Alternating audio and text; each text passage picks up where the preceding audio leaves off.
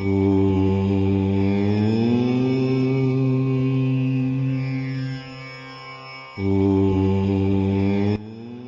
4 कामरति का विवाह।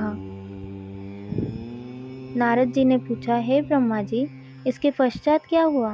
आप मुझे इससे आगे की कथा भी बताइए।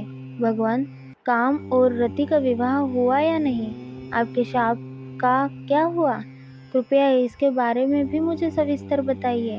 ब्रह्मा जी बोले, शिवजी के वहां से अंतर्धान हो जाने पर दक्ष ने काम से कहा, हे कामदेव, आपके ही समान गुणों वाली परम सुंदरी एवं सुशीला मेरी कन्या को तुम पत्नी के रूप में स्वीकार करो।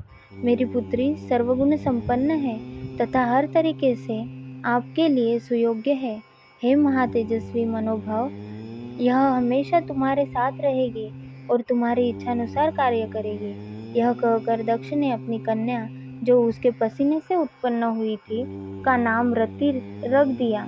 तत्पश्चात कामदेव और रति का विवाह सोल्लास संपन्न हुआ।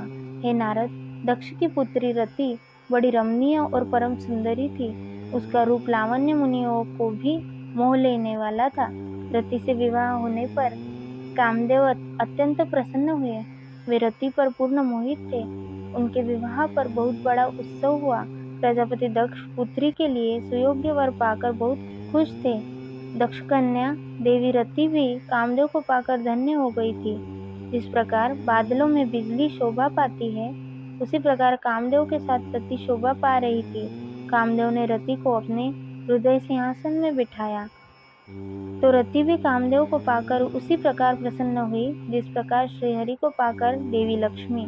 उस समय आनंद और खुशी के सराबोर कामदेव व रति भगवान शिव का शाप भूल गए। सूत जी कहते हैं, ब्रह्मा जी का यह कथन सुनकर महर्षि नारद बड़े प्रसन्न हुए और हर्षपूर्वक बोले, हे महामते, आपने भगवान शिव की अद्भुत लीला मुझे सुनाई है। प्रभो, अब मुझे आप यह बताइए कि कामदेव और रति के विवाह के उपरांत सब देवताओं के अपने धाम चले जाने के बाद पितरों को उत्पन्न करने वाली ब्रह्म कुमारी संध्या कहाँ गई?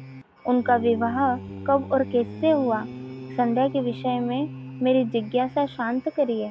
ओम नमः शिवाय।